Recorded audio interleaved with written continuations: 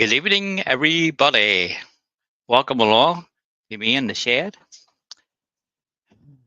And as the title says, a wee turning.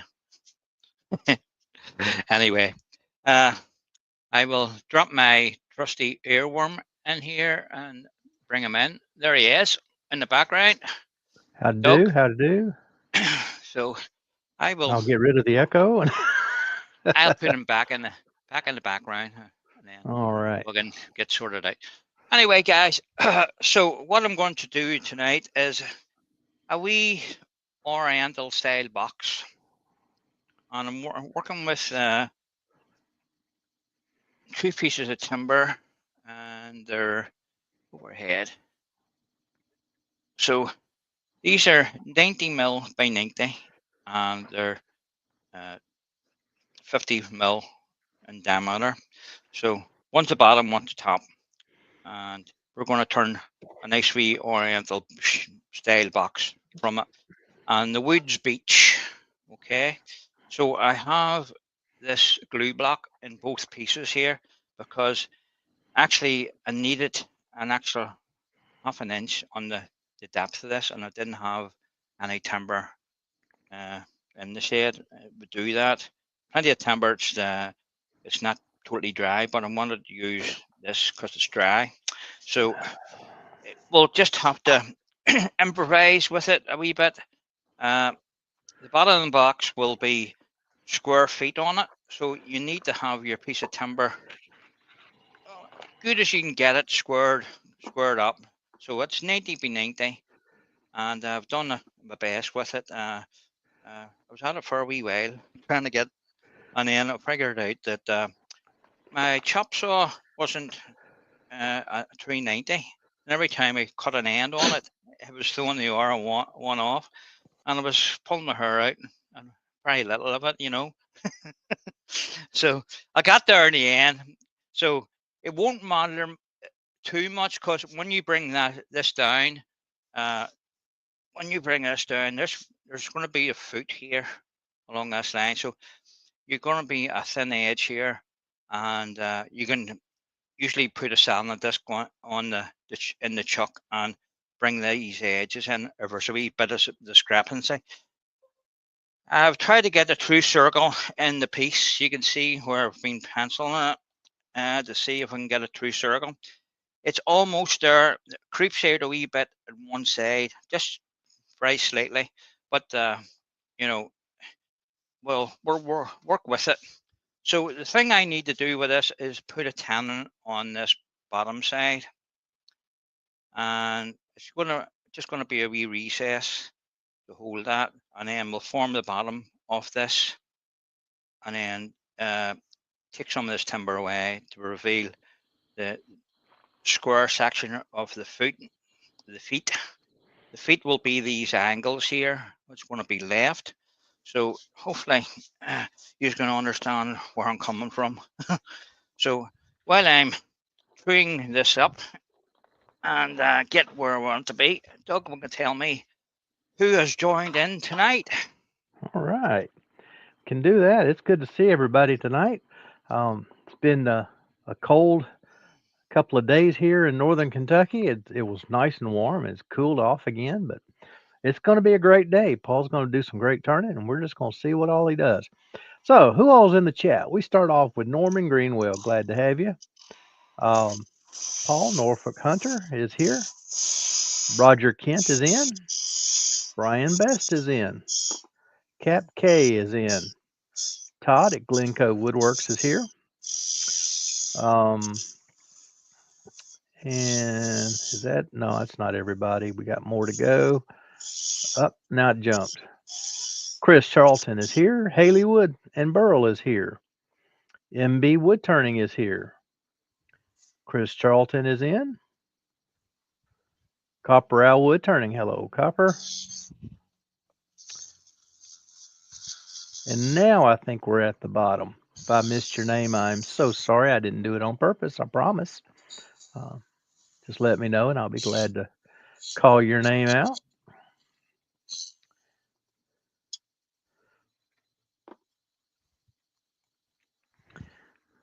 wee bit low, so it is. It's taking this straight in to make it the same depth here. Just sort of putting a wee raised bit on this. You're not going to see this, but it's, because I'm leaving this recess in it to an extent, I want to make some sort of a feature out of it. So when you turn it over, it's not just plain. And so I'll just get a bit of sandpaper and sand that quickly. That wee bit. I'm started with a wee already, a wee.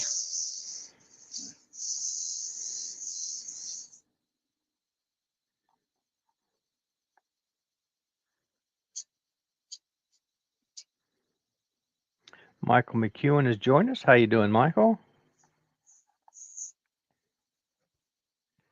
Oh, let's see. Right, that's that. That's all I want to do with that. I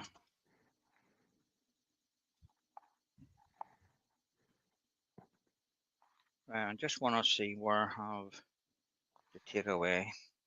So I need to take away all. Well, I'm going to have to leave some of that. Yeah. Right. Right. We'll see what we're left with in a minute. It's been a wee while from I've done one of these wee boxes. I first seen Jason Breach doing this when he was over with Hot Flower, demonstrating for our club.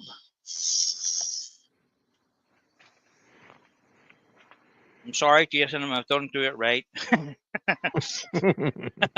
You know, yeah, but we all have to try. So that's coming in not too bad there.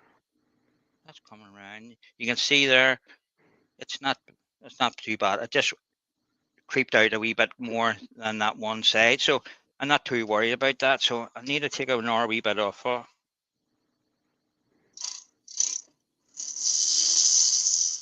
So these are going to be the feet for this piece to sit on. We'll just see what it's like now before we move on. I can still take a wee bit more of that away. Yeah.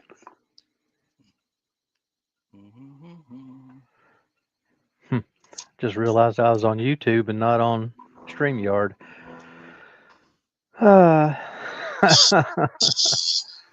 Oh no! What damage did I do here?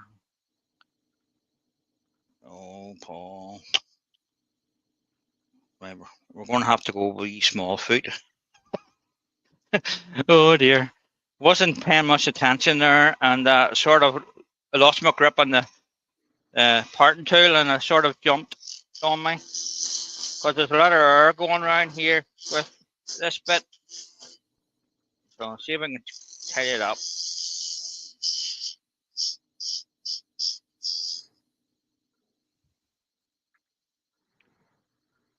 Paul has said he likes the subtle little button that you left in the middle of the recess. It does make a little subtle things like that make a huge difference. So that's not too bad. I'm just looking at my piece I have sitting over here. Right, I need to take some of that away. You know, so I might leave it like that. I don't have the what I don't have the timber for is to make it arch, and I'll show you what I mean. On that bit, it's arched. Okay, I don't really have the timber, so I'm going to leave it flat. It may creep in or later, because to do that I need to take this bottom away, this here away to do that. So I'm not going to worry about too much about that now. We'll sort of work with this part here. We'll turn it around and put it in the chuck. I just want to make sure that's nice and deep for this to go in and nice and flat. Brian at Heartwood Turning has joined us. How you doing, Brian? Hi, Brian. Okay, so we'll turn that round and we'll concentrate on the bottom half of it now.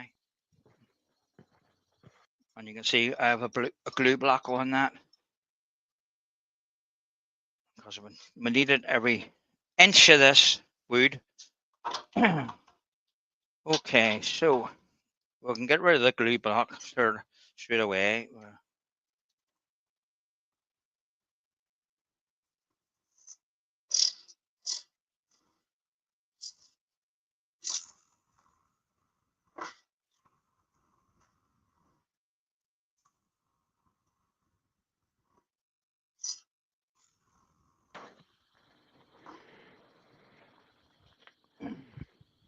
I think that should come off now.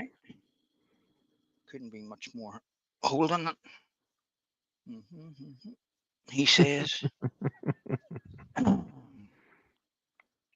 It is moving. I just haven't got a good enough. There it is. Bit of leverage on it. So that's All right. that.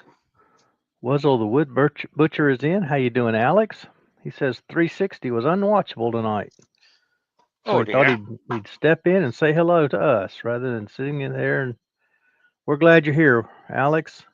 Always good to see you.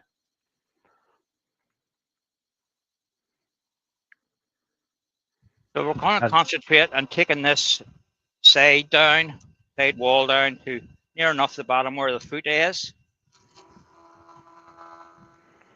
Wivy Woodshed is in. Glad to see you, Wivy.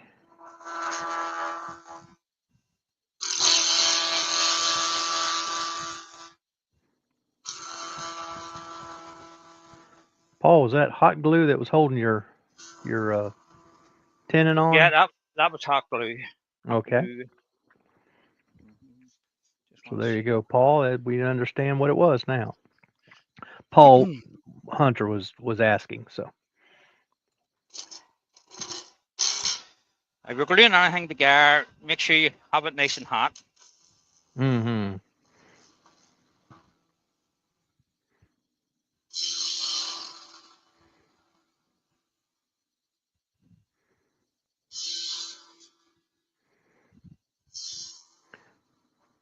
Albert Dawson is in. How you doing, Al? And I'm just trying to take this down because I just want to come to its round. So we're almost there. We're totally round there. Still a wee blank. So on those two sides, it's there, but you can see there's a wee bit of a flat, and that's just where your cutting the wood is crucial. As I said, it's not. You can always get away with sanding this wee edge where the runoff is. You'll see that as I go along.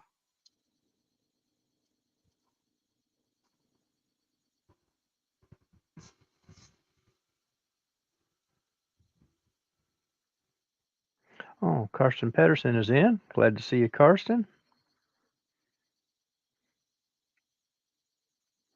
So I think we're totally round now. Yes, we are totally round.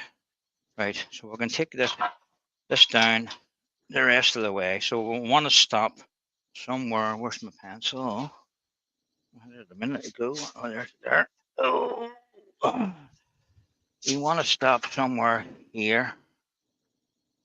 Okay. And I'm just about to see that plan round.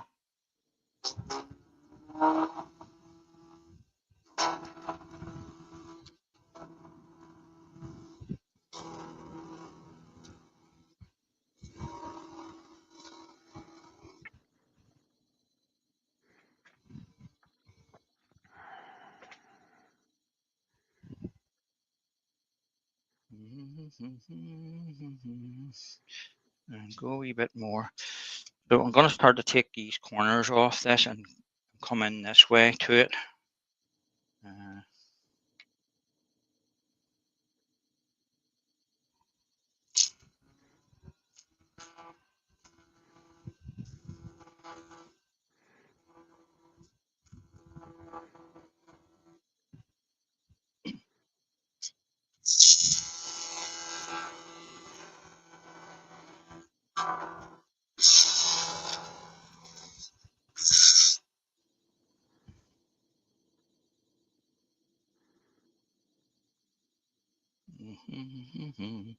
So that's starting to take shape now.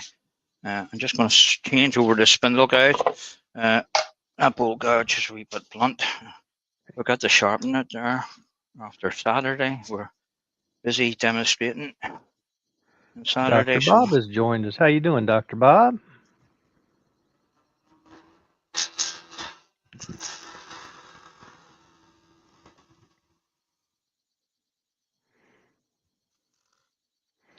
So we have a wee bit of air flying around here as we try to cut this.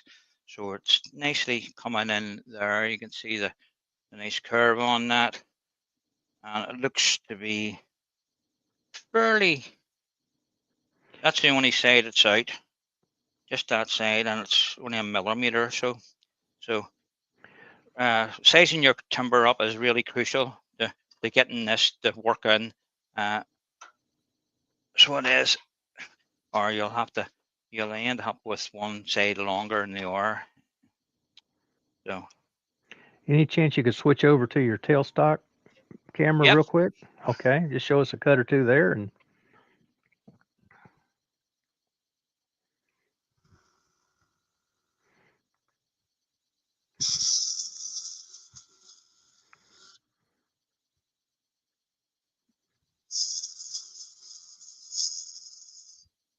so I'm sort of rounding the body like a big bead.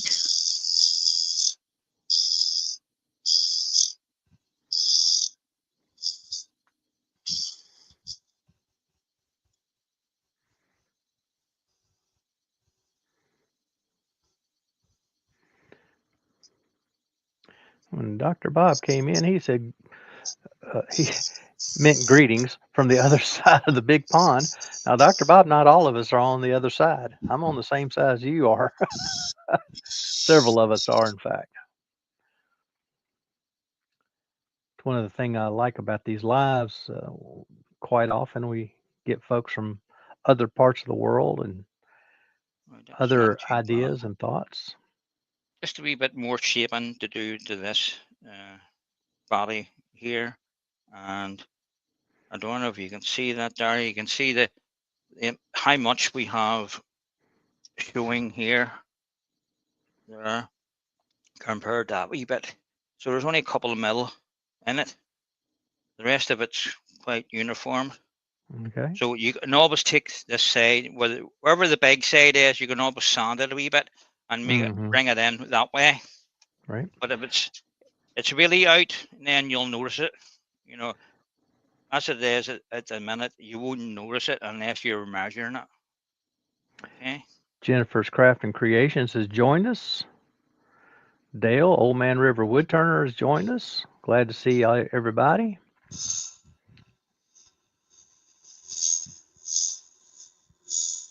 I just want to put a wee bit of shape on this so it's not coming up as a straight box.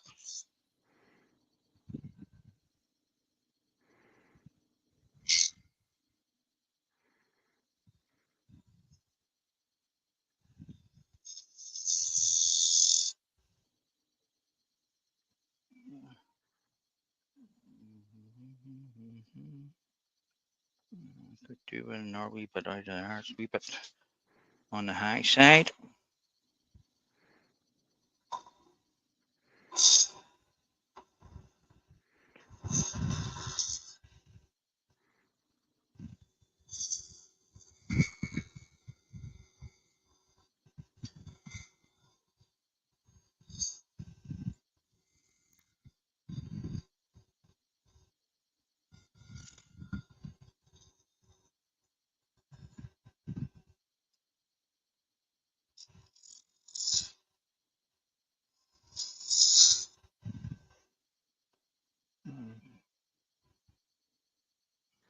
So I just need to finish these feet.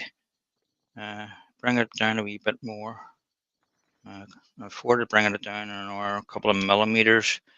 We'll see how that does.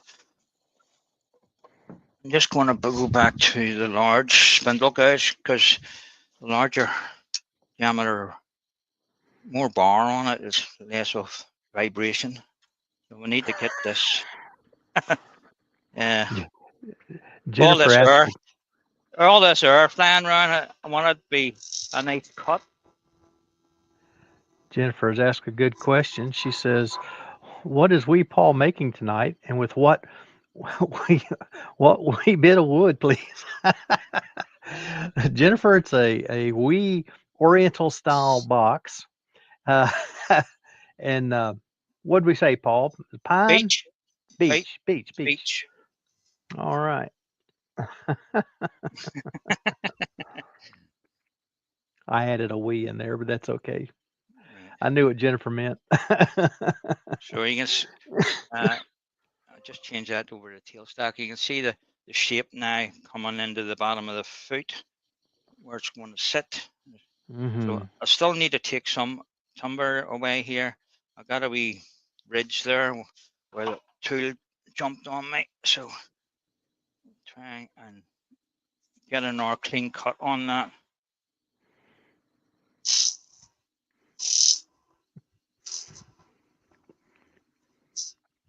I've got a question for the chat while we're watching Paul do this wonderful job. You guys who have done the ebonizing with the wire wool and vinegar, is plastic jar okay, or does it need to be a glass jar? Well, mine's in a plastic jar and it's Yours still is there. plastic. Okay, Yep. good. I try not to keep much glass in the shop, and so as I look around, I don't see a single glass jar in here, even though I know there's got to be at least one.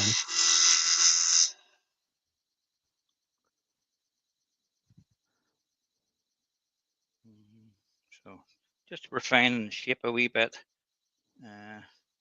That has come down a wee bit too far, but we'll just go with it.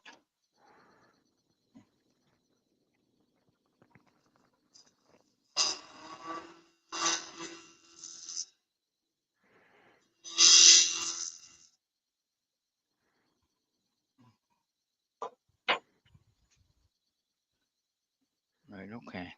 I can work with that. Right.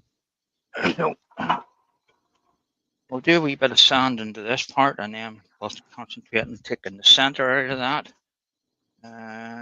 Let's see. Need a bit of sandpaper. And this is one of those pieces you have to watch where your fingers are. Yeah, absolutely. Oh, yo. Speaking of which,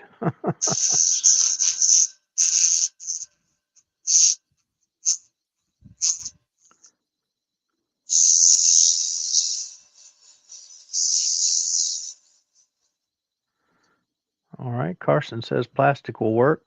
It needs to be airtight because the smell will kill you. Yeah, it does stink. Yeah, that's fine. I would have expected that. Wouldn't want it to evaporate. I know some things like with alcohol, if it has alcohol as a solvent, you want it really airtight because your alcohol will pass through most plastics, not all of them, but most. Kind of interesting. Kind of interesting.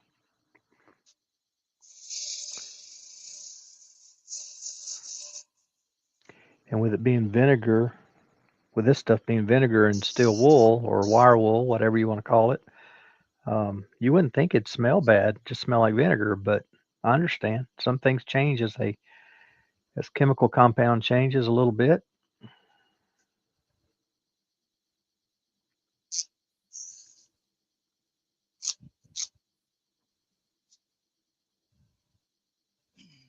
Wayne the Wood Turner has joined us. How you doing, Wayne?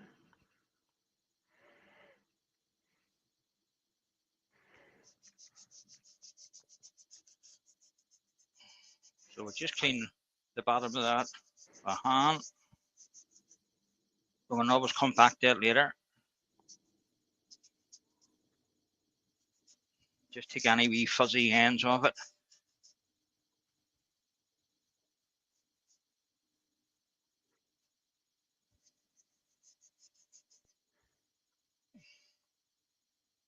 You can see the shape there as it turns around. Okay, so that's what we're doing. Just giving that a wee light sand, and then we'll concentrate on the middle section. Take the center out of that, and then get to the other half of the piece, and we'll start with that. So still a wee bit of work to do yet to this.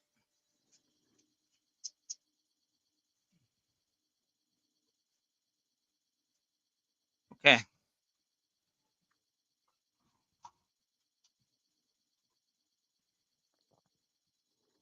Ooh, well, we need to form a lip on this for the lid to go on. Just clearing the hot melt glue off my art tool.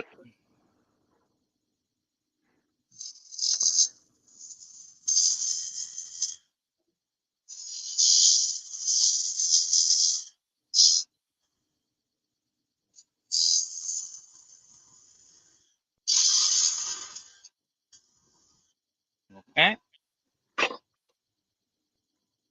Back on with the bull gouge. Just bear with me. That needs sharpened. Yeah, no sense trying to work with a dull tool. It just doesn't make sense to do it. If you had seen what I was turning you Saturday with it, you will understand Sure. why it's blunt. Oh, yeah, very well understand.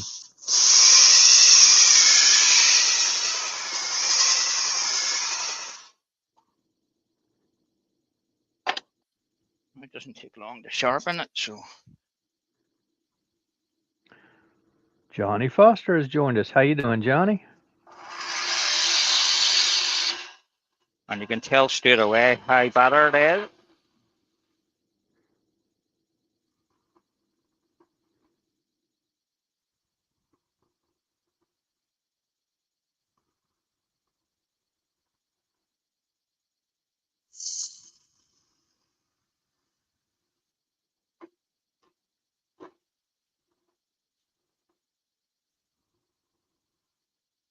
So anybody that's laid in, it's a wee Oriental style box.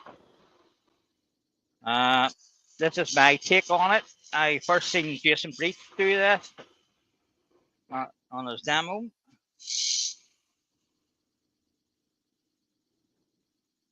This is not exactly the way he done it, but it's close to.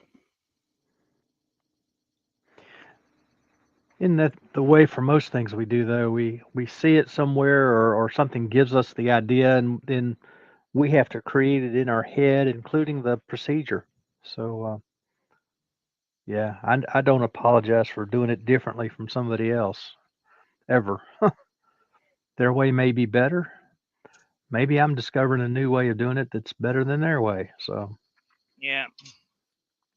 Well, you try to do the best you can. Where's well, my absolutely. Right. depth gauge here to see where we are? That's one of the things I appreciate about the four-way series. Those guys, one of them throws out a general idea, and then they not only have the other three, well, all four of them, have to interpret that idea in their mind and then make it in their way. And so I really appreciate watching that series.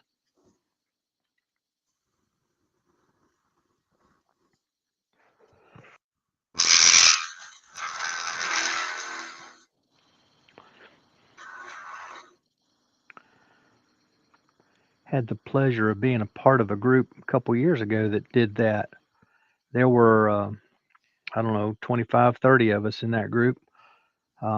12 people got to pick out So our a depth general is description. just here. So I have a recess on this, so I will be inclined to leave it there, and we'll just tidy that up around the bottom.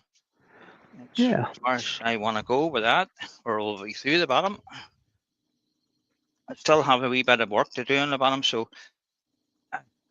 I leave myself a wee bit of room. There you go.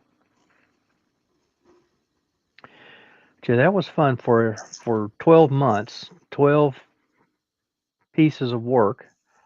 Each month we were given a very general topic. Um, some of the guys were from Europe, some from the U.S. I'm not. We may have had an Australian in the group. Um, it was a lot of fun.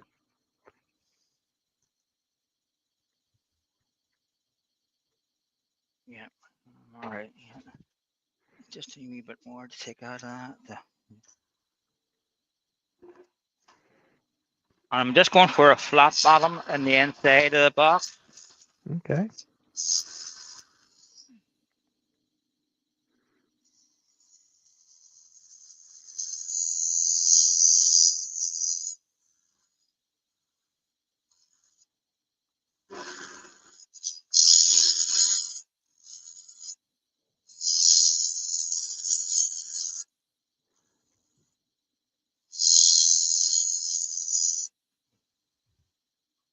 Just check my depths again.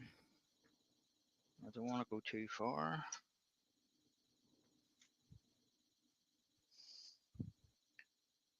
Yeah, I'm still within. It's just that wee dimple in the middle.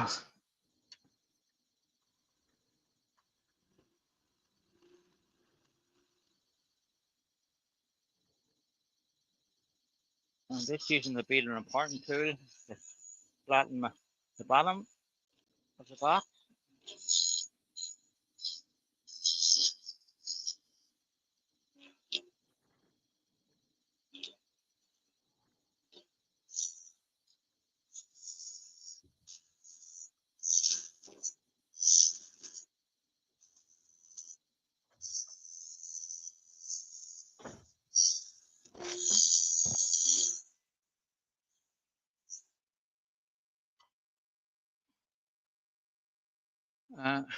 Got to change the cameras, guys. Doug, when you're not getting your job. I'm sorry, my wife was bringing something in to me. That's more Oh important. me. Oh yeah, and I see what it is now. Stuff I'd asked for, and it came in already. That's great. Just asked for it Friday. Almost there. All right.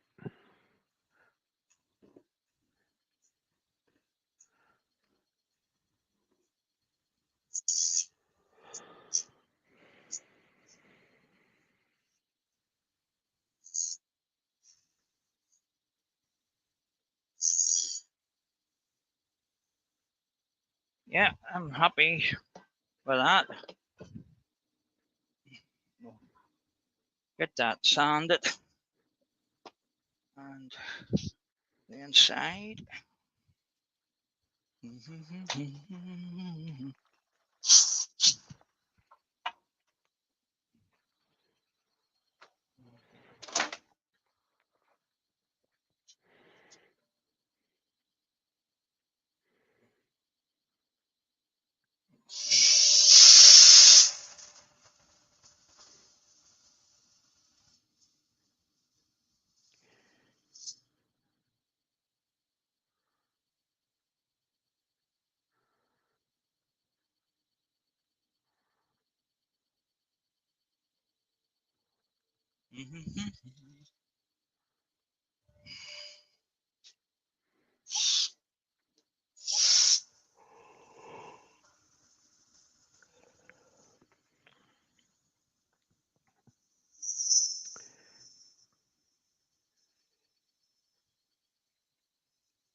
It's been a pretty good day today of watching wood turning videos. Had JP Woodworks earlier, did a real nice piece, and then using some oh, I never can remember what that stuff's called, the foam that you put in your toolboxes and make the cutouts for your tools. Use that and made a nice like a pin cushion deal. Then AGK, I call him Precious. He had a shadow phone. Thank you, Wayne. Um, and Johnny. I don't know why shadow phone just doesn't. It never crosses my mind. Um, AGK did a nice bowl, square bowl with some texturing in it. Came out real nice. Had a pink ivory. So yeah, real nice work. Now Paul's doing this lovely box to this point. The only reason I say that because catastrophes do happen from time to time. I Oh, doubt it's going to happen today. you put your dampener on. Go on, dog. You say it. I doubt it's going to happen. It can. You never know. Oh, you never know. I've had. Oh my goodness. I still am mourning the. I had a very nice red cedar bowl that I had just finished the sanding. I was getting ready to start doing my abrasive paste and wax on it. And as I pulled my hand out with the sandpaper, the bowl blew up. Didn't touch a Yeah, thing. It just blew up. And that's just the way cedar is. It has so much tension in the wood. Um, has that tendency if you don't even have to do anything. I was it's not. being careful, It's not nice when that happens because you spent all that time right?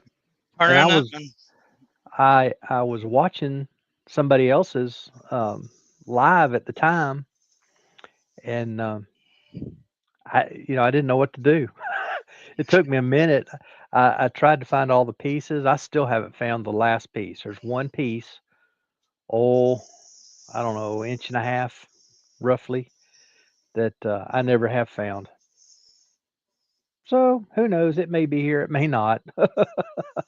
I may have swept it up and not even realized it. That piece went in the garbage can. It was so shattered up, it wasn't worth worried about. All that to say, you never know. You never know. you never know.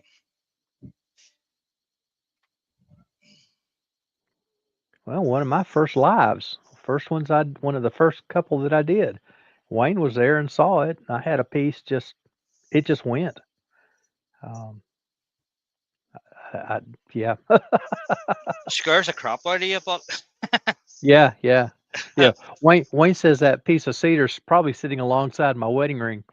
It could be, along with my Banksia pods. They're all three right there together. There's some magic little black hole somewhere in this shop. Ah, yeah, Copper says he loses bulls all the time in the very last bit.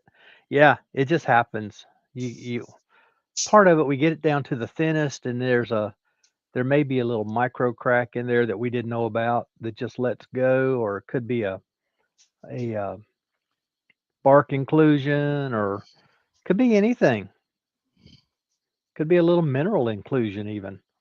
If it's on along a line like a vein in a mine. Johnny Foster's got to leave us again. Johnny, you have a great afternoon. Says he'll watch later. okay, Johnny. Thanks for coming in. Johnny, at the end of this is where Paul usually has the magic happen. So yeah, you'll want to tune in later.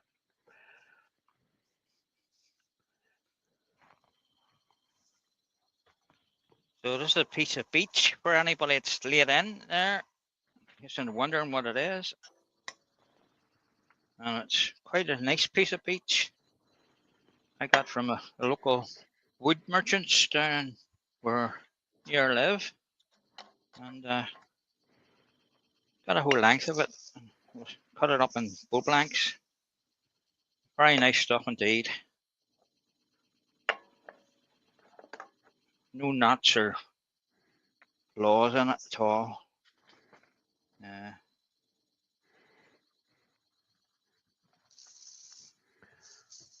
Always nice to get a really clean piece of wood. yeah, and for the price it was £40 for the 10-foot length, Mm, about 2 inches by 10 inches right? for £40. That was quite reasonable. I would think, yeah.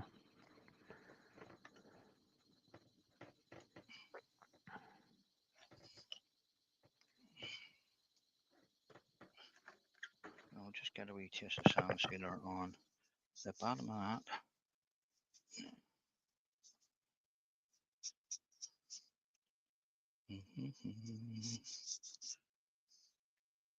That still needs a wee bit of work down around the bottom, but I want to concentrate on the top half of it. And then we can go back to where the feet are and get some sand sealer on it.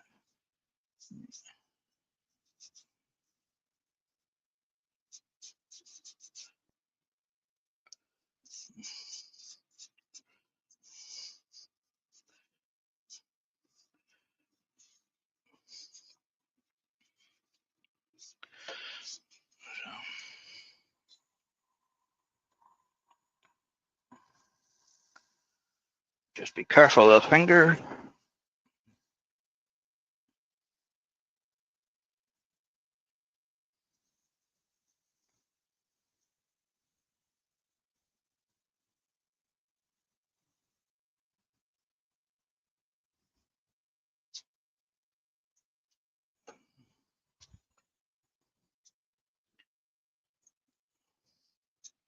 Okay, that'll do that for now. We'll go back to that at a later stage. We'll start getting the top piece ready, and then we'll come back to finishing the bottom off that. So we're still this timber to take away and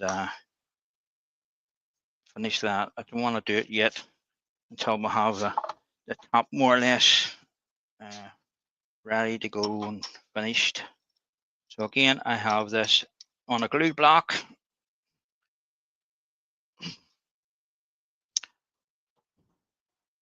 As I said at the start, I really could have done with this piece of timber being an extra ½ an inch and depth longer for the bottom, but it really doesn't matter. So we can work with what we have, right? So I want to bring this down to the round for the top of this. We'll bring it down halfway and see where we are with it. Yeah, I think I'll bring it to the rest up, or tailstock up before I hold that, just to make sure it doesn't come off.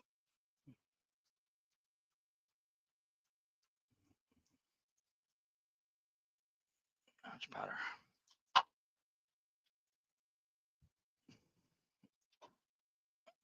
Okay. Chris Charlton has asked a question about mixing isopropyl and button shellac.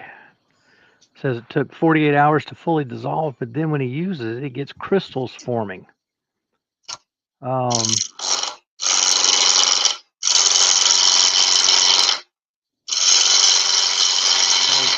99.9% alcohol, and he crushed the button.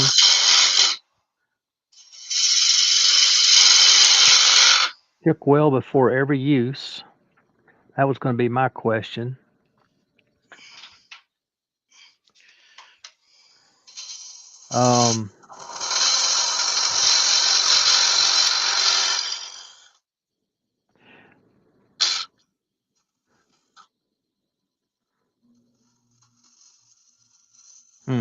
I would have thought, Chris, if it was totally dissolved, that when you used it, it should have gone on in a liquid state, and just the alcohol would evaporate. Just measuring our opening here for our piece.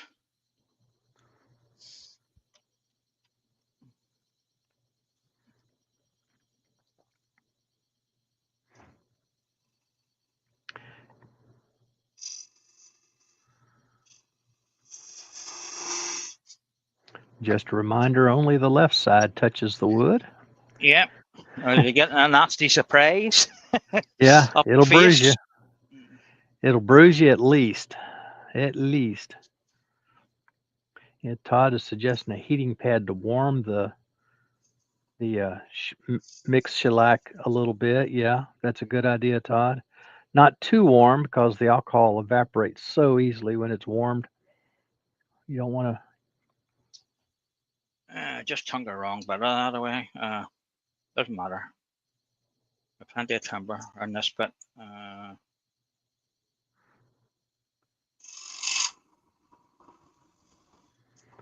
Tim at TF Turning has joined us. How you doing, Tim?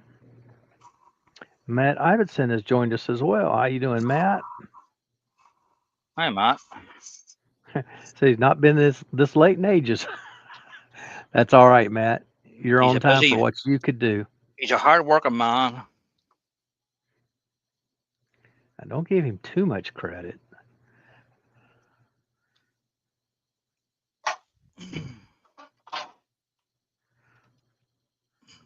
I just took too much of this away here, so I'm going to have to take this bit away and redo that. But I've had their timber on this piece, so I'm not going to afford to do it.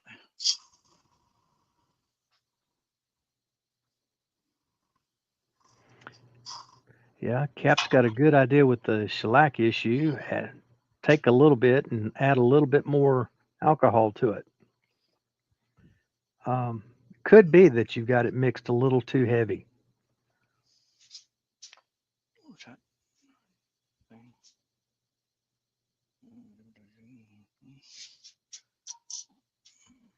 Chris says this mix was a 20% mix. So it's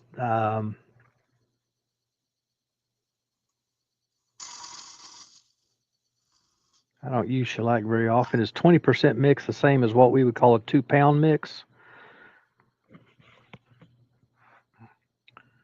2-pound mix would be 2 pounds of shellac flakes or buttons mixed into a gallon of alcohol.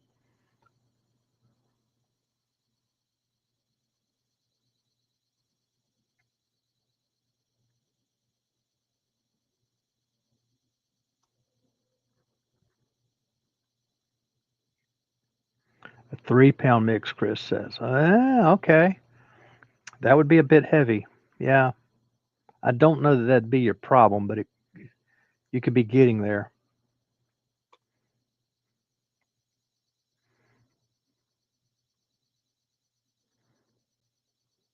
So I just want to creep up this.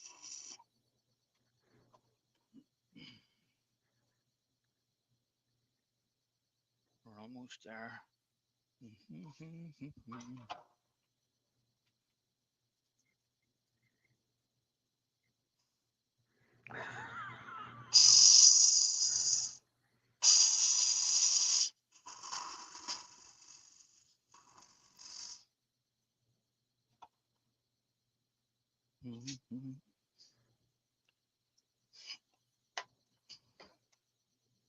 Okay, that fits lovely.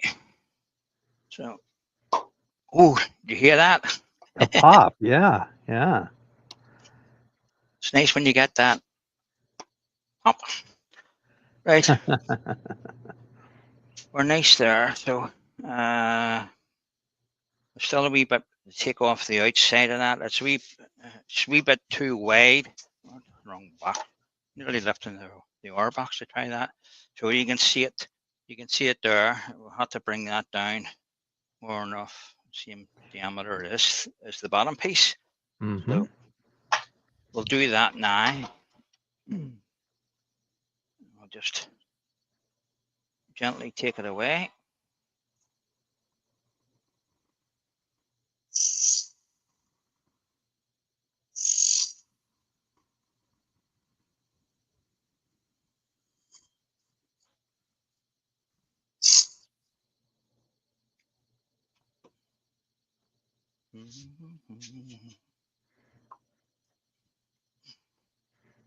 You can see that's coming in quite nice. Just show you that an overhead. You can see that. So you can see the shape starting to the form here now. I love that pop. Oh, right. So just the a wee bit more out of that on the inside.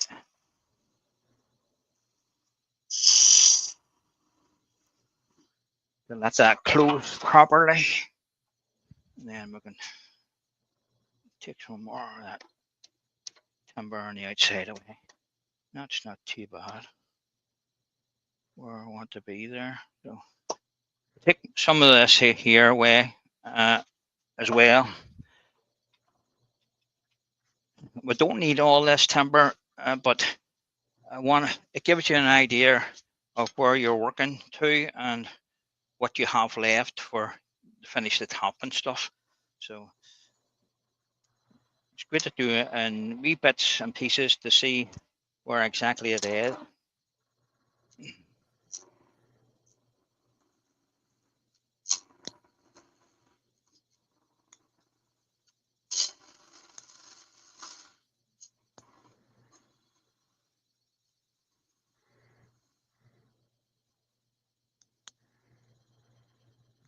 No.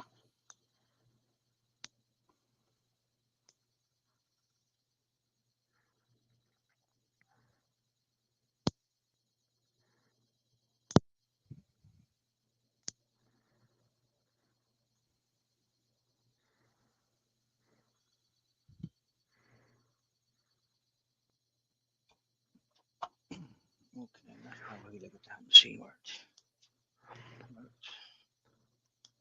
All that overhead camera seems to have gotten a little bit away. If you could bring it back toward you just a touch.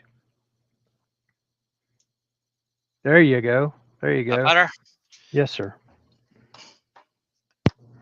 Yeah, you were working off camera. We weren't seeing what you were doing there. Right. So that's okay. That's where well, let's want that. Okay. So we need this to be straight. Or do we? Have a look at the R1, Paul. Yes, we need it to flare up onto me. Flare. Yeah, flare up.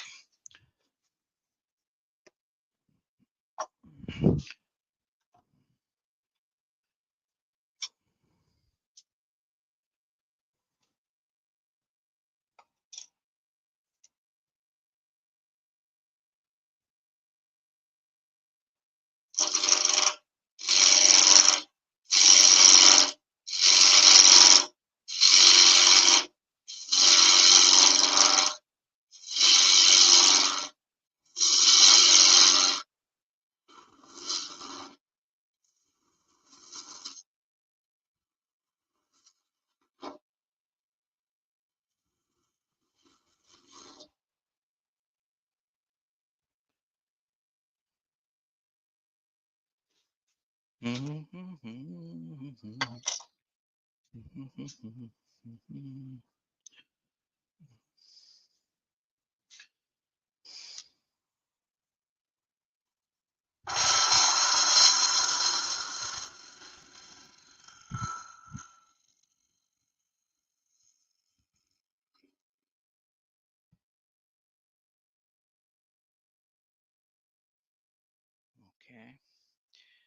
You can see it more in this piece where I haven't got the exact measurements right for.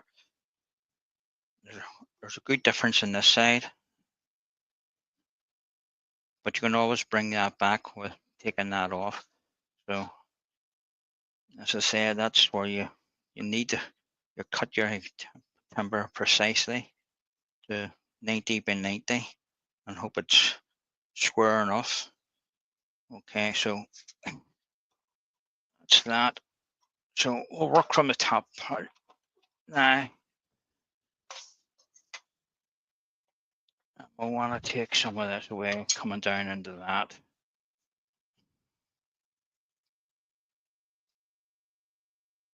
I'm sitting here talking with my mic up above my head, so you can't hear a thing I'm saying. Anyway, I started to say a good 90-degree cut, and then your chucking point right in the center. That's where I have an issue sometimes, is making sure my chucking point is centered and not off to one side just a little.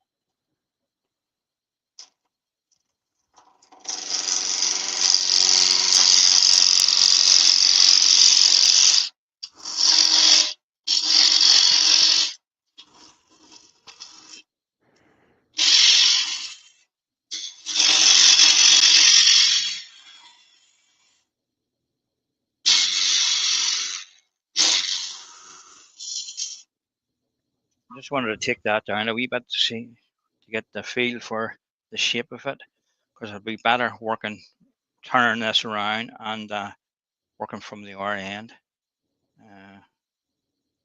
That's okay. So I need to follow. Where's my pencil? So we need to follow this down.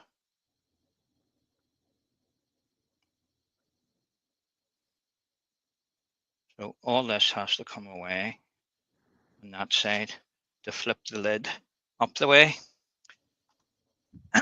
If you follow. Mm-hmm. Right. Okay, I'm not going to do any more to that part. We'll concentrate on the underside of the lid and take some of this away.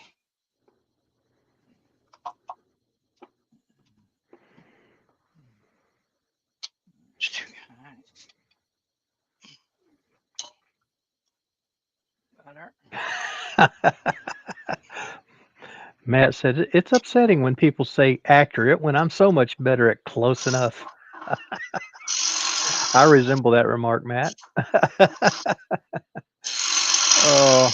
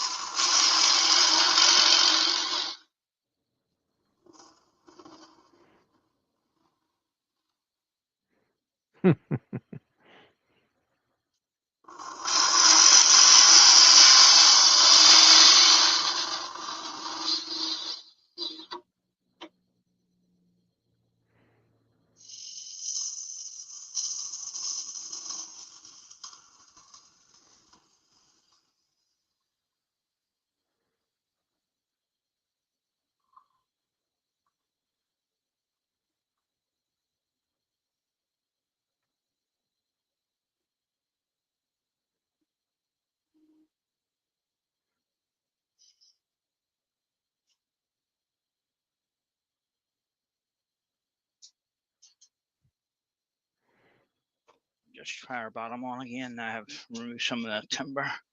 See if it's still. It's nice and tight. It is. I can maybe do with reducing the height of this. Now to see exactly where I am. So.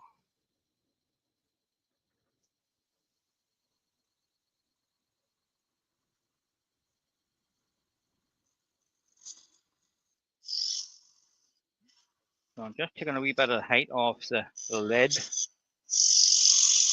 I wasn't sure exactly where it was going to be, so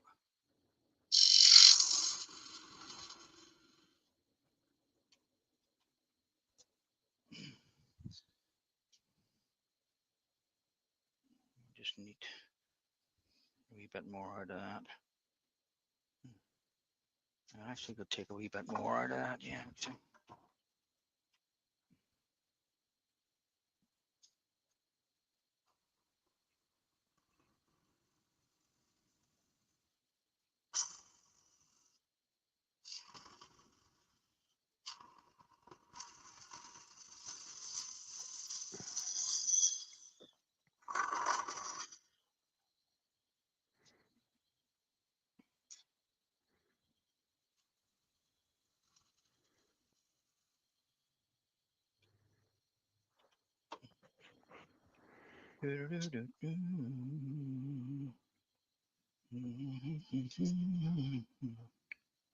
Almost there.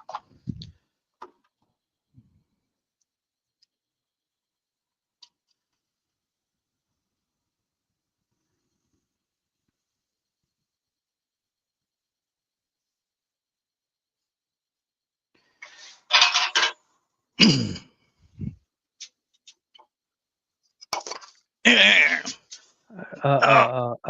do that. We're doing that, Paul. No, don't need to wee bit out of it.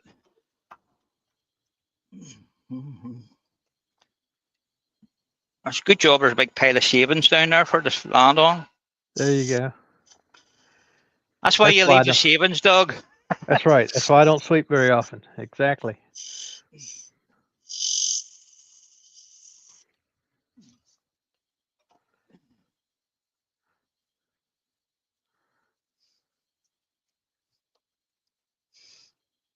Okay, that's a good fit. I can now do a wee bit of work on the bottom of this. I need to take that away. Will I do it now? I think I will. Yeah, we'll do it now, and then that will be that done. Just gentle wee cuts.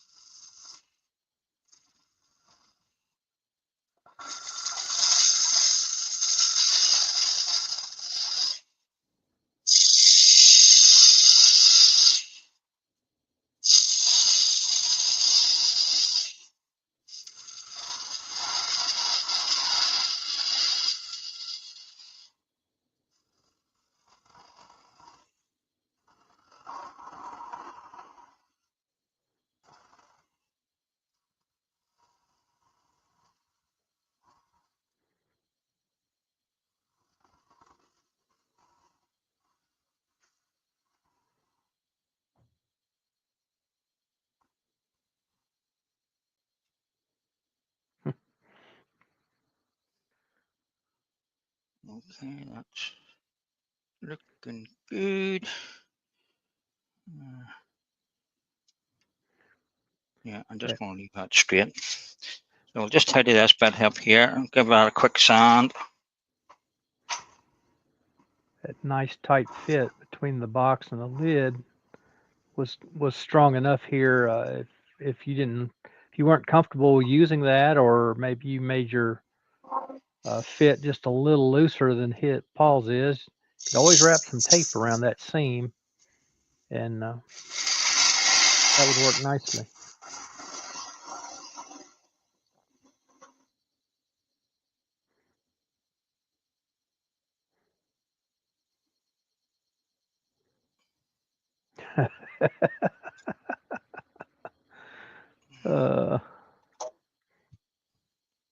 I'm not making this totally flat on the bottom.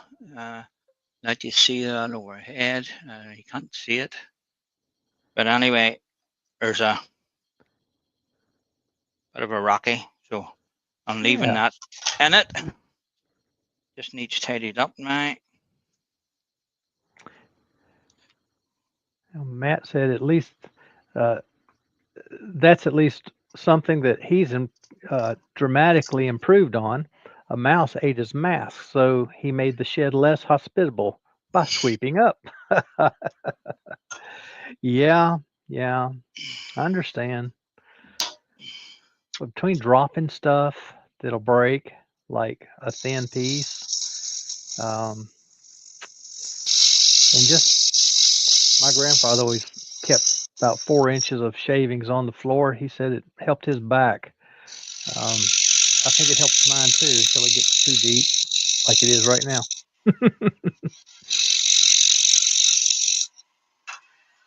Let's see what that's like, and then we can stand that. It's just a wee bit tidying up at the edge of the feet here.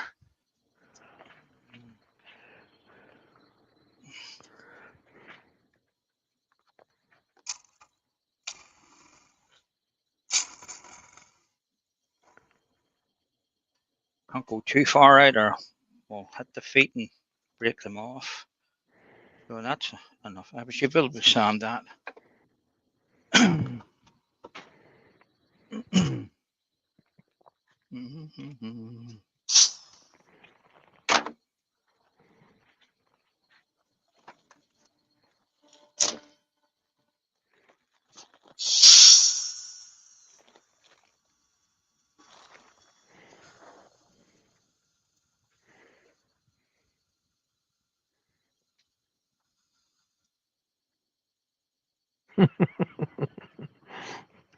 Todd says he sweeps up his garage, the shop floor anyway. Then he uses the yard blower to blow the stuff, the, the fine stuff and the leftovers out the door. Yeah, Paul or Todd. Um, yeah, we used to laugh at a guy over on another site several years ago.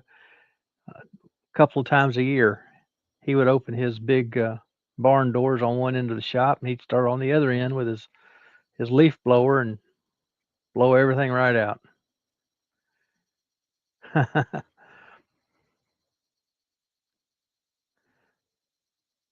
Dale, he said that he has to sweep up, or the cats will use the shavings for a litter box.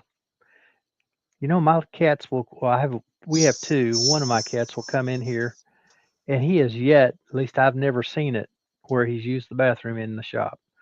I know he gets in the shop because when he comes out, he's got shavings on his back. So,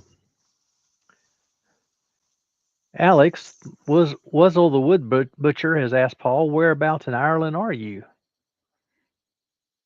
I'm in County Antrim.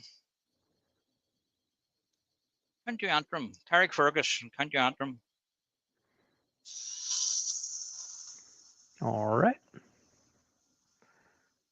Todd says he parks one car in his garage, which is his shop, and so it has to be clean. No, it doesn't. Don't put the car in there. Cars don't belong in the shop. Come on.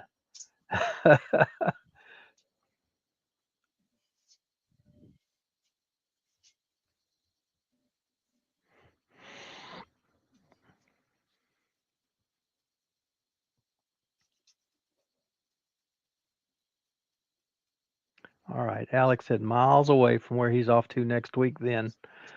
Okay. So Paul, you're not going to get a strange visitor coming in. Where's he going? I don't know. He didn't say.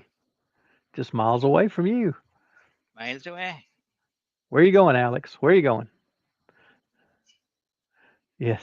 Todd was asking me, have you seen the size of the hail that we get here in Texas?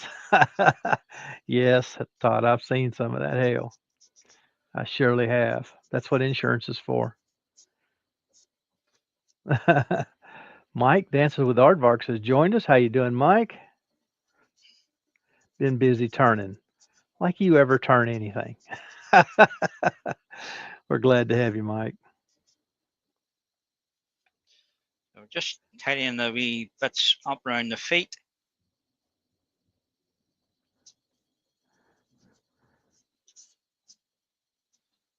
Rob at Copperell Wood Turning says he likes parking in his garage. I guess I'm saying it wrong for you guys on the other side of the pond. It's garage. Garage. Nah, it's garage. Kind of like the difference between aluminum and aluminium, right? Aluminum. No, just aluminum. Aluminum. It doesn't sound like a dirt bike. So just getting a wee square file here just to clean that edge up on the feet.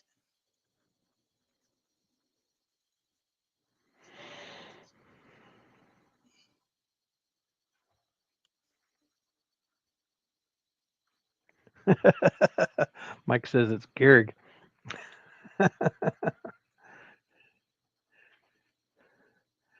All right. Alex says he's sailing into Dublin.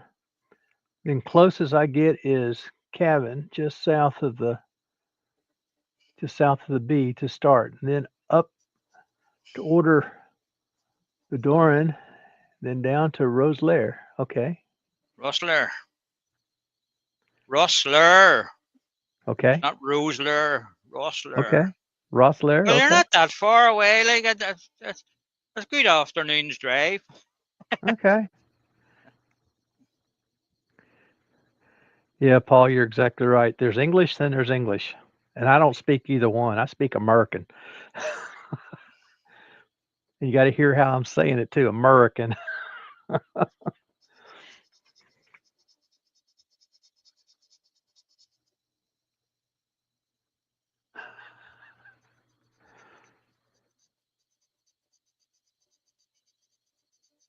So you can see how that wee bit of filing straightens those up. Just makes it look a wee bit better instead of having that angle where the gouge had cut it away. Doesn't need much because there's very little of it. Just to take the rough, make it more square looking. That would do. You don't want to go too far with it. So just Now, go a wee bit more. Dale says I speak Kentucky. Kentucky. Yeah, that's true. But I'm not as bad as some of the folks like down in eastern Kentucky. It gets thick, real thick. 2 C's.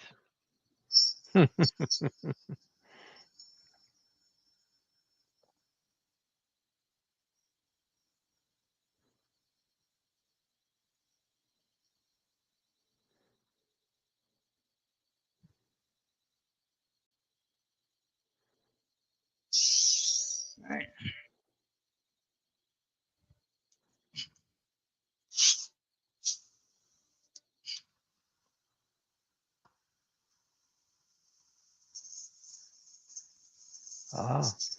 Alex said his daughter has Irish citizenship, so he's off to see her up on the coast. Okay. Good for you.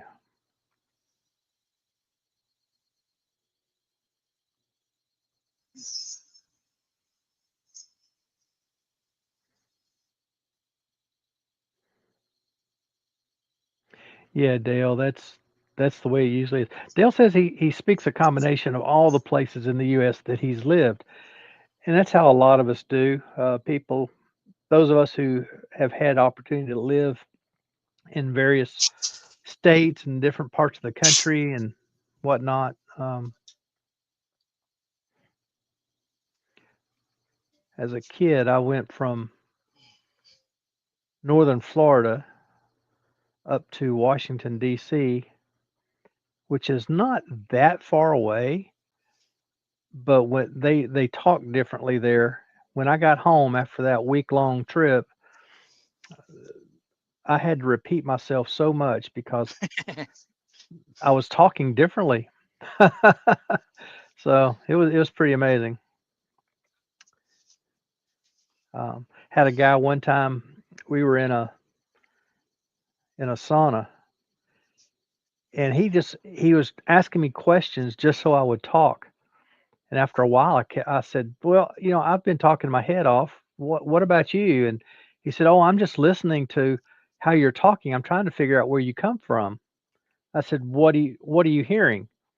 And he listed off almost every place I'd ever lived, and finished his statement by, You've got me messed up. I really don't know where you're from." And I said, "I'm from all those places you mentioned, plus a couple more." So yeah, I had him messed up. Let's see. A couple other things have been said here. Do do do do do. Paul says in Norfolk we a place called Happisboro. Oh, Hasbro. Okay, gotcha.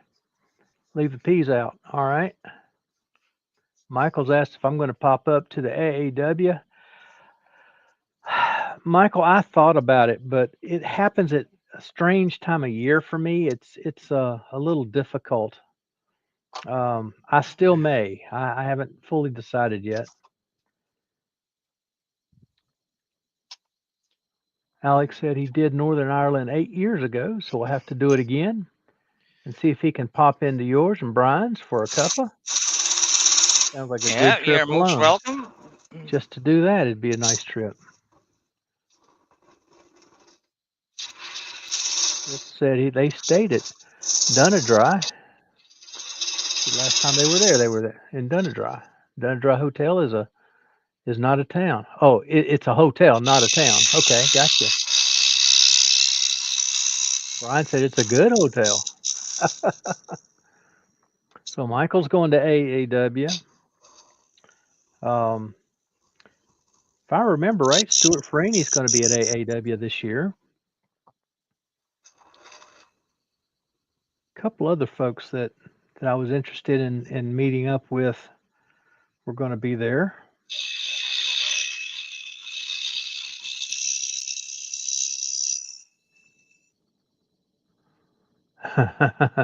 Yes, Alex. Alex. Holy cow, Dale. I can understand. He says when he moved from to New York from North Carolina, uh, people had a real hard time understanding him. Yes, to go from North Carolina, especially depending on what part of North Carolina you were in, Dale. If you're in the Piedmont, when I lived in the mountains, I could not understand the people in the Piedmont. Um, Vastly different way of speaking. I've still got that pop.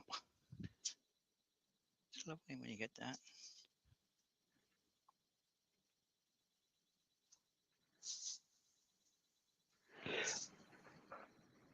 And it's easy to sand that pop away, isn't it?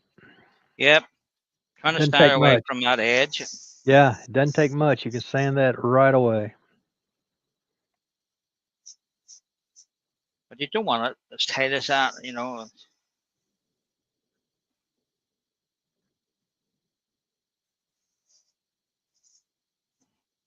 all right if you're working with it, you're turning it, going the gear. You want it to Yeah. stay there, and you can have it tight as you want. Yeah, Dale was in Durham, 60s and early 70s. Yeah, I've got a nephew that lives in the Durham area. My sister did live in Raleigh. Or no, yes, they used to live in Raleigh. They're in Chapel Hill now. Paul says he loves watching videos of buck dancing. And then he says, especially Miss Moonshine.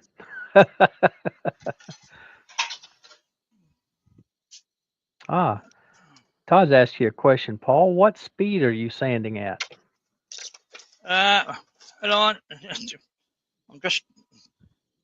But yeah, I can't find this now.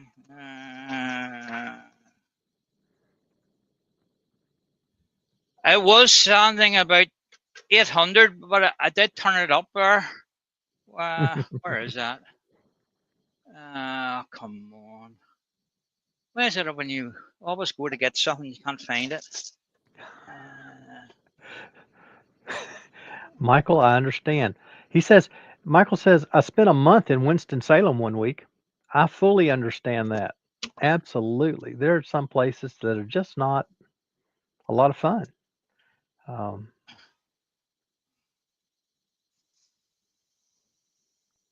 Winston-Salem does have a good group of turners, if I remember right. If you could have found them, you might have had a better time.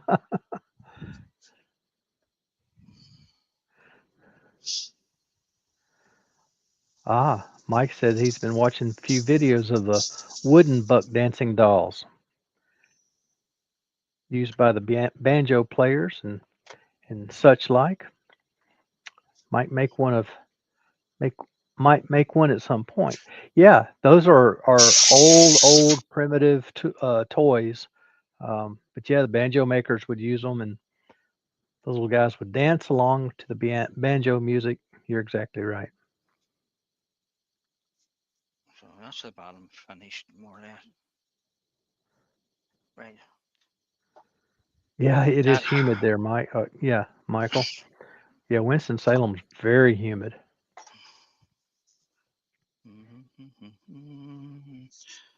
Right, set that up there. So just a wee bit of sanding to do the inside of that underneath the lid. We can turn that around.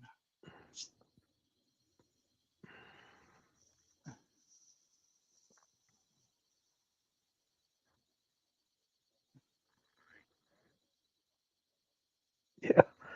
Yeah, Dale, you're exactly right. I lived in the mountains of North Carolina, and yeah, the humidity even in the mountains is pretty rugged.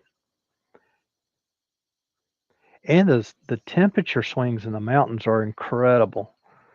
You might be in the 80s and 90s Fahrenheit during the day, and as soon as the sun goes down, as soon as the sun goes down, drop down into the low 50s, even into the 40s in July and August.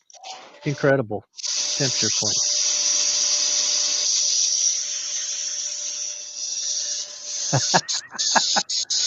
All right.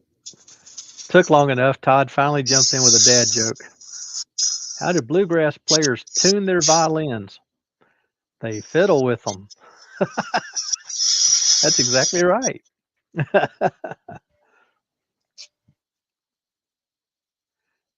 Paul's just started learning the clawhammer style 5-string banjo. That's excellent. Excellent.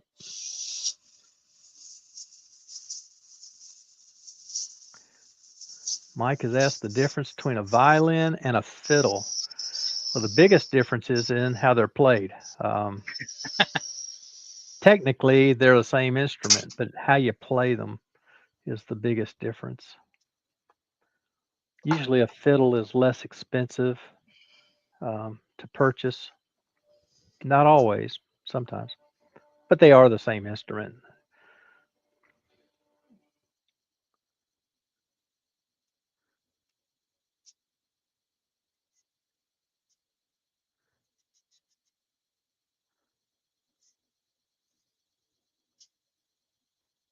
Just are playing some Sand Sealer dance on the lid there.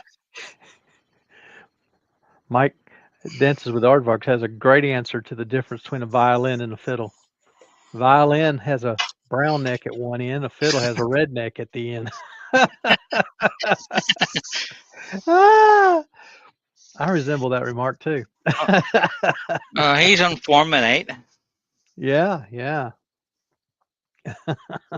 Chris said spelling, Mike. That's the difference. Spelling. Oh, me. My son was in grade school. They had an orchestra class, strings class, and he played viola.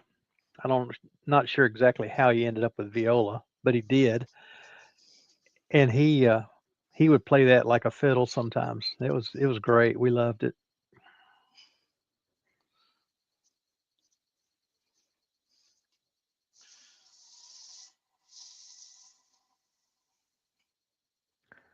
Todd, which comment is that? I've not seen anything being held at this point.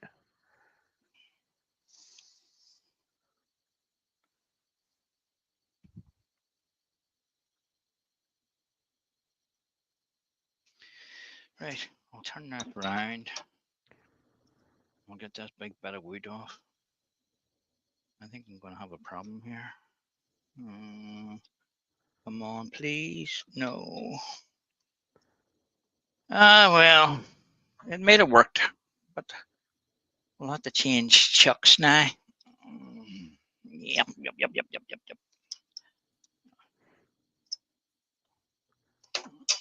Oh, about the necks. Okay. Yeah, Todd, make sure you're on all comments and not top comments.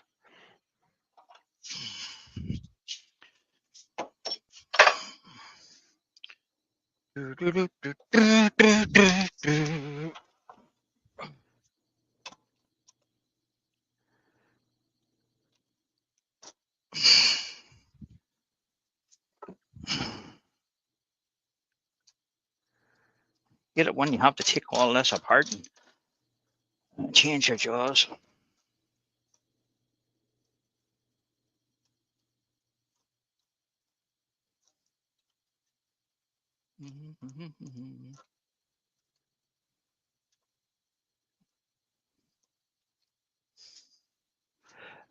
Yeah, Todd, I'm with you.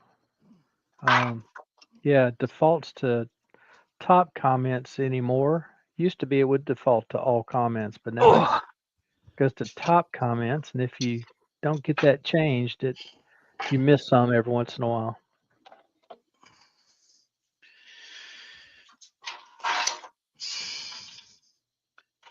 right. Let's see where we are here. There's one there.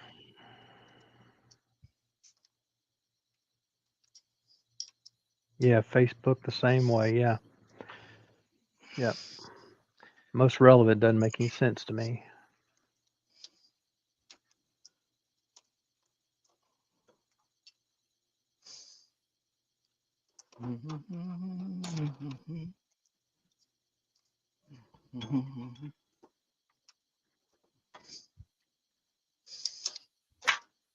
Oh, we're gonna have a problem with this.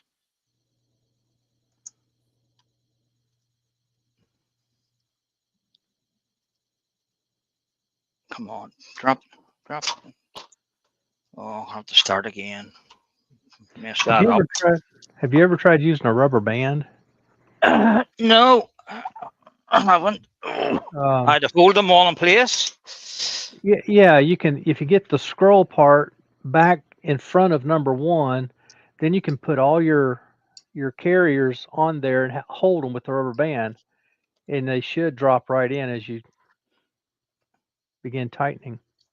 If that makes sense to you. It does. If I can just turn that around to it clicks. Come on. That's one. I think I was going the wrong way. Anti-clockwise instead of clockwise. Two.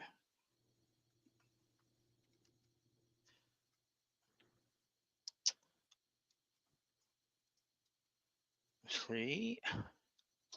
Yep, And 4. yep. You do have to go the right direction.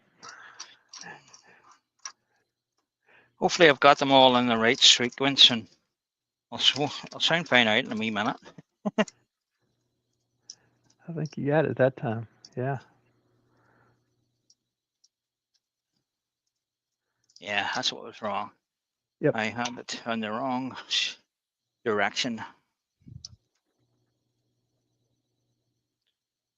So you get an extra bit of size in the jaws in this chuck. So okay. So I'll put that up there. That down there. Don't need that. And we'll bring the tailstock up just to hold that in place till we take that glue block off.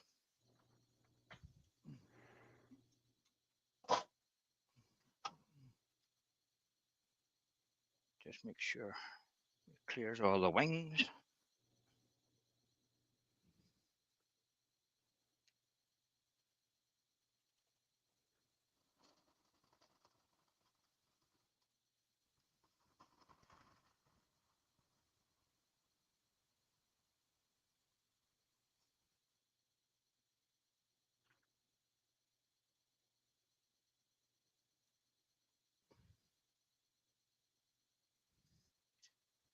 And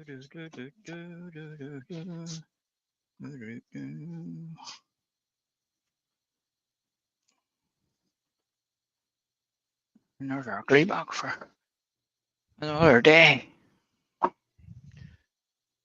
So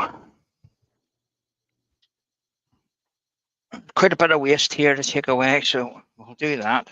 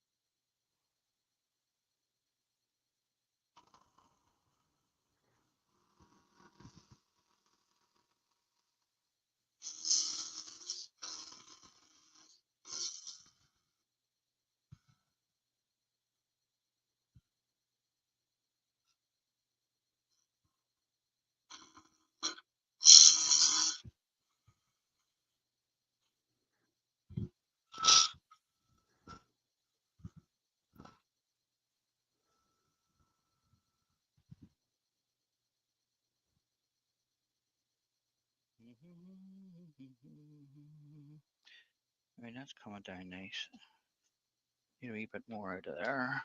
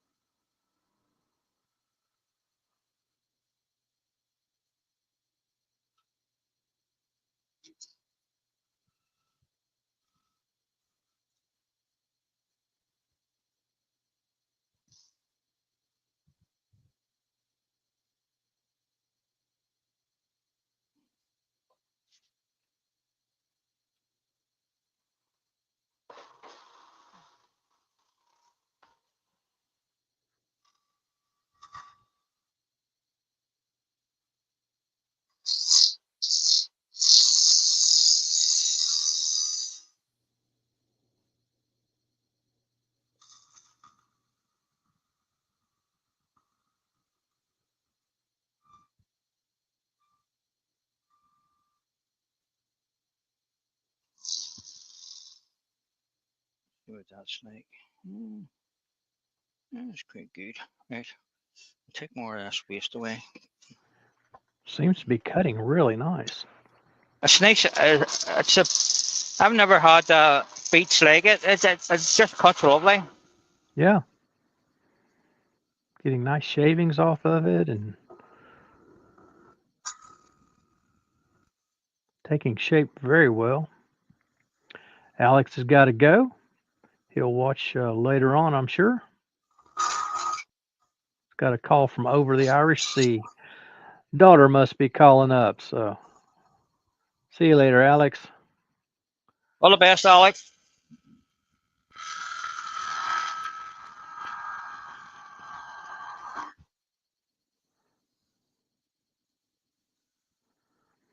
And we were a little disappointed here yesterday. My son is away at basic training for the National Guard, and their phone time was reduced yesterday, so he didn't get to call us. We were a little disappointed. Called his fiance, but didn't call his mama, of all things. I just can't understand that. No, he has to So get his priorities right. next time I talk to him, I'm going to give him down the road, putting some girl above his mama. She was at work, so I don't know how long she could have talked anyway. But it was a little disappointing. His fiance did call us and let us know he was doing well. Kind of let us know what had gone on through the week. So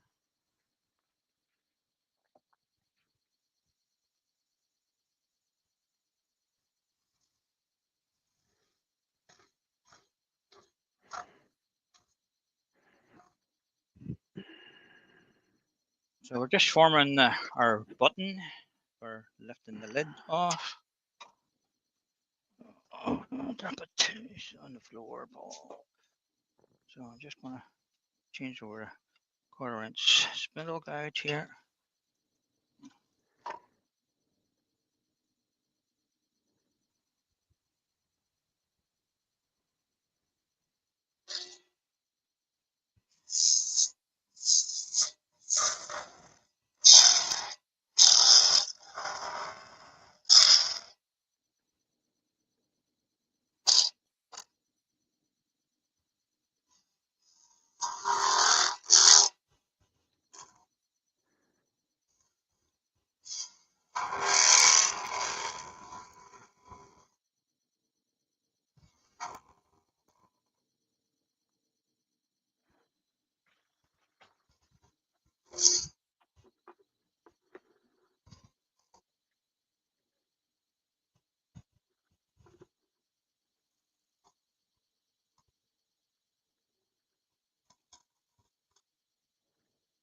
Now we just check that before I take this tailstock away.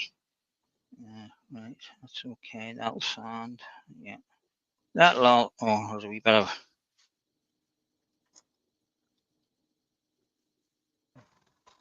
pepper.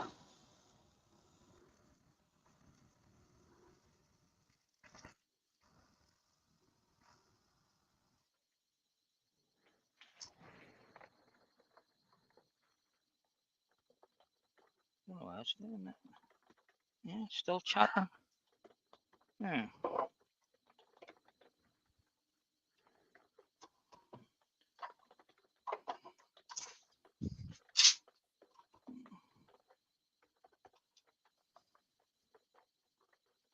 loose. It's loose. Where's the key? That's why it was making that racket. Didn't want to expand it too tight into the opening because I don't have enough of that there to hold it. That's me. You can see that bit of chattering there. Oh, that sounds a lot better. There is a fine balance between being tight enough and not tight enough. Now, see, if you tighten it too much, and yeah, there's the other side of being too much. Yeah. Yeah, crack. If it's not tight enough, they'll loosen themselves. Too tight, you break your wood. Right, we'll get that sanded. All right, and then we're going to sand all the wee bits and pieces to it. Where's the drill? Right. I'll start with 120.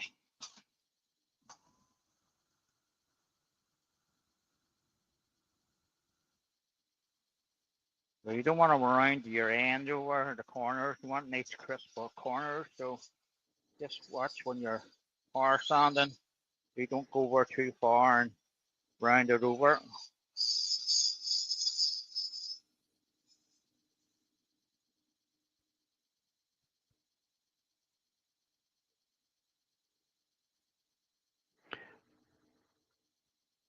Matt says he's got a good trick for that. Trick for what, Matt? Getting it tight enough and not too tight? Whatever it is, tell us. Makes it too loose, gets mad when it comes off, then he over tightens it till it cracks. Okay, that works. Not.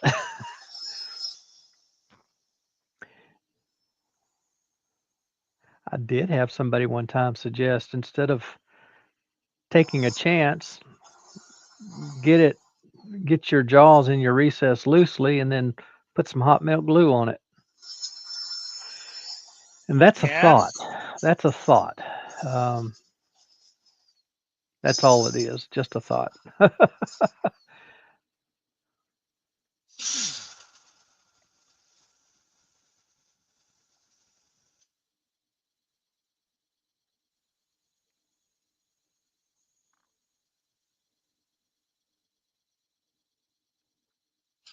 Yeah.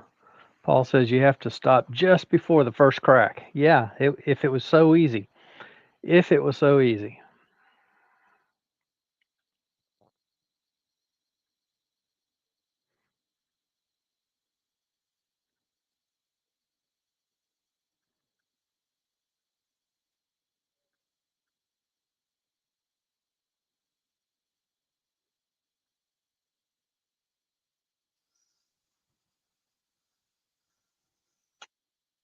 Right, that just needs a wee bit of hand sanding done to that.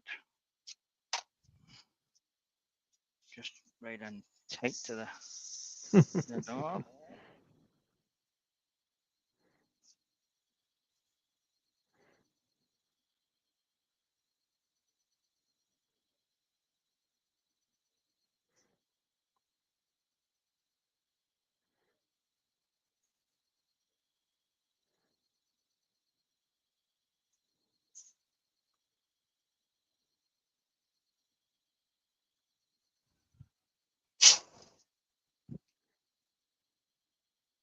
Right, just touch the back of this here as well. Oh, it's going to be awkward.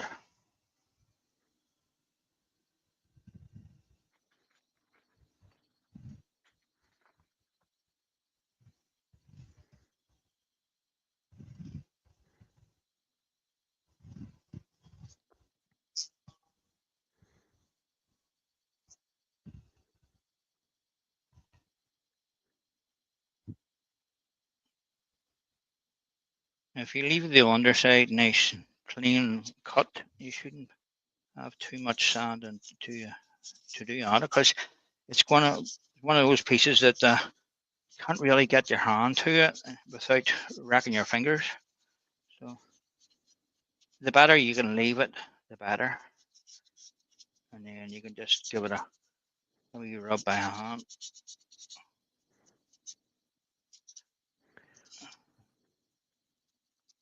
That's not too bad. I'll give it a coat sand sealer. There's a wee bit. There's a wee pencil mark there. Needs rubbed off.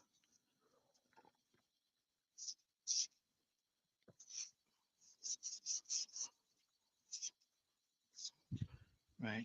Let's see what I. Right, that's too big on that side. That's too big on that side. So that's just what I'm saying. You can sand that down to bring it in line without, as long as it's not too much, you know. But you know, sometimes you're just better leaving it alone. And we'll see what it's like when I get this sand sealer on it. And,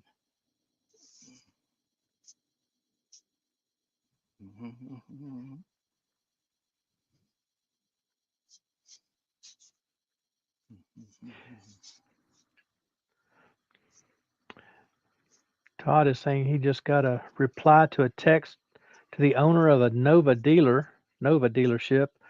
He's been waiting on some dome jaws for about 6 weeks now. He said the U.S. Nova Technic Tool is restructuring, not going out of business. That's exactly right, Todd. That's what Rich had said. That's what Technitool has said. Some others. Jeff Hornig is one of the dealers. He said the same thing. They're in Chapter 11 bankruptcy, which means they're restructuring their debt.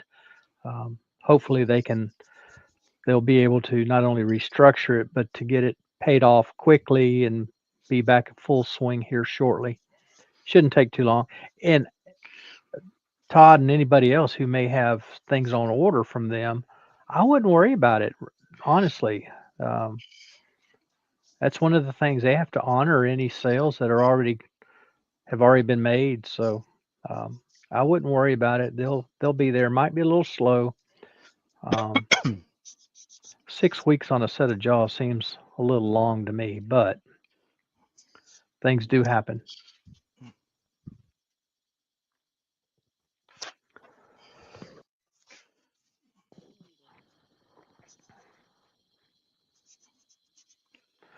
But that also explains. Rich had said a couple weeks back that um, he had gotten a message that he was dreading, that he did not have a job anymore. oh dear. Yeah, Rich Bolduck. He's been in several of our lives and uh, contributor to the community and really nice guy. But yeah, he lost his job. He's building a house up in New Hampshire and was planning on working remotely. Um, So even now that says 90, 90, 90. This is where you can't go wrong with underneath. You can see the gap there and the mhm. gap there. So you need to get, when you're measuring it out, you need to get it 100%. I'm not going to take anything off that because it's 90 by 90 square. If I take it off, that all off, which is about 1/4 of an inch, you'll see it. I was going to say it'd show, yeah. You know, you'll see that. So we'll just give it a wee wipe of wax over that, and we will call that done. Todd is showing some extreme wishful thinking. He says, if the dealer pays me interest on my $100, I'd be okay. Yeah, you wish. Just like government, if they'd pay us interest on our tax money that they're supposed to be returning and takes them 2 or 3 months sometimes to get it back to you. But no. So we're just giving that a wee wipe. Michael said Rich is a great guy. Sorry he ended up in this predicament. Yes, I am too. It's You never it's know a the sad minute that situation. someone's, you get Hamdy, buddy. You know, it's, you never know Right, what's around the right. corner. and they must have given him some kind of indication, because I'm sure he had to request that he would be able to work remotely from New Hampshire. And they probably said, "We'll have to get back to you." I can just hear it now, Yeah. and I'm totally speculating here, but I'm suspect that they said, "We'll get back to you," and they when they did here last week or week before, they probably said, "Yeah, your job's not going to be around any longer. We're having to restructure." So, Usually when there's money problems involved, I worked for a firm and I was self-employed, and there was like uh, 12 vans on the road. They're all hmm self-employed guys, and only for the guy I work with, my partner, he knew the accountant very well. He belonged to his church, hmm and he gave him the heads up. And he says, "See, when you get your check, get straight down to the bank." yeah, right, you know, he says the money's there, but there's a lot of people, and just as we were coming out of the office, there's all these customers turning up, wondering where their products are. Like uh, you felt sorry for them. They folded up like, and nobody got anything. I don't yeah, think, yeah, yeah, you know. So I just need a wee wipe. yeah. Michael said that the dome jaws are so new that they may not, some of the stockists may not have received the first stock yet. For some of them, that could be true, Michael. I've had my dome jaws for 6 months or better. In fact, Rich sent them directly to me. But I do know Woodcraft. Most of those guys didn't even know they were available. And then a month or so ago, I was told that Woodcraft was going to discontinue the Nova jaws and chucks, and so that's why they don't have them. But people like Jeff Hornig, he has them, and some others. So um, it's an interesting situation. Yeah, you wonder the suppliers out there that do have them. That the company would just say, "Well, could you supply those to those and they paid for them?" Right, But right. but unfortunately, it doesn't work that way. You know. Okay, Todd said he did order his from Jeff. Okay, you'll get them. Don't worry. They'll be slow, but you'll get them. Okay, so just fitting our wee box together, guys, and that's our wee Oriental box style thing. Very nice. You know, I think I could have done this bit here a wee bit shorter. It's If that Hmm. had been up there, that's where I'm saying uh, I was working with the timber we had. It should have been an extra uh, half inch on Right. the height, which would have brought it to there, and then the lid would have started from there. But you can see the hmm idea, you know. Absolutely. Uh, Looks just great. just lining it up here to see how far it's out. Now, will you leave that a tight fit, or will you loosen it up a little bit? It's not too tight. Coming apart quite well. Now I've Okay. got waxed. So you can see it from face on. It's assuming marry the top and bottom up. If you look at it, it's not too bad. But if you look underneath the lid, you can see where it's the Yeah. runoff is. But that's one of those things. You can work on that. You know. Yeah. Absolutely. But there you are, guys. A wee Oriental backs made out of beech. I seen Jason Breach do that a couple of years ago when he was over at our club demonstrating, and it's not exactly the way he done it. That's okay. He made a better job of it. But you know, I like the idea of it. It probably was a wee bit smaller than that. On the width. hmm Probably cut hmm it on that about 60 mil by 60. You know, but adding it up, it corresponds with the bottom. So if it was the sand of those bigger sides off, it wouldn't be in line. Right. Who's going to know? Only us. Looks good from here. Where where's our mouse day bringing Doug in? Oh, let's see. Where are you, Doug? I'm right Uh, here. I'm in northern Kentucky, where I've always been. there we are. It's quite warm in here now. I'm So, glad your shop's warm. Mine's still cold. well, I had to put the heating on. I'm gonna pack back Yeah, out again in yeah, the night there, and it was getting a wee bit cool. But anyway, guys, there you are. It's a wee project you could get your fingers into or not. Uh, Give it a go. There's not a it just takes a wee bit thinking out, of the parts. As long as your blank is nice and square, the idea would be to take this out of one piece, not mm, two half pieces. Then it would be exactly square. I think that's the way Jason done it, and yeah. he cut the lid off and then put it back. So I didn't exactly do it the way he done it, but I didn't have the right size of timber to do it and with it, so I improvised. You know, I think it came out all right. Absolutely. Yeah, came out nice. Yeah. So I hope to see you all next week, and Doug's on tomorrow night, I'm on aren't tomorrow you? night. Yep. And I think Brian's back on Thursday night. Brian should be Thursday. Steve on Friday. So Uh, so thanks very much, guys, for coming in and staying with me to the end there and watching. And if you like what you see, please, if you haven't already, subscribe to the channel. It'll help me out immensely. And even better than that, go back in and make a wee comment. hmm And if you didn't like it, you didn't like it, and then I won't see you next week. No, you know, but it's all a bit of fun.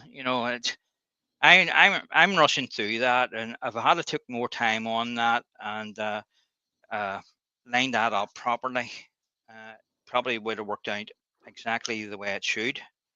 Uh, there's the other one I made a couple of months ago. Uh, what happened to Doug? Oh, there he is.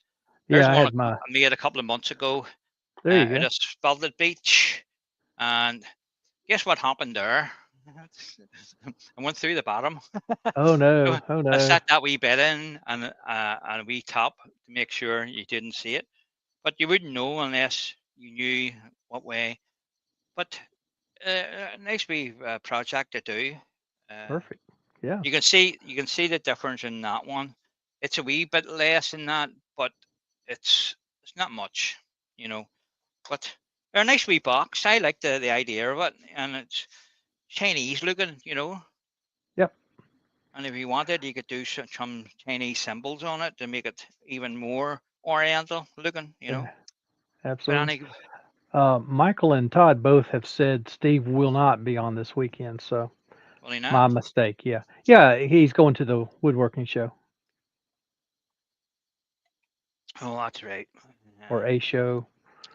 Yeah, woodworking show this weekend, Todd says. Absolutely, yeah. Understand about that. Absolutely. Okay, I will say cheerio, and Doug will say Bye-bye. bye bye, and we'll get this button right. Yeah. You Let's think? see. I'll go and press it now. You see, I have to find the mouse to get it up to the button. There There's the you end go. screen and the second Bye, one. boys and girls. Glad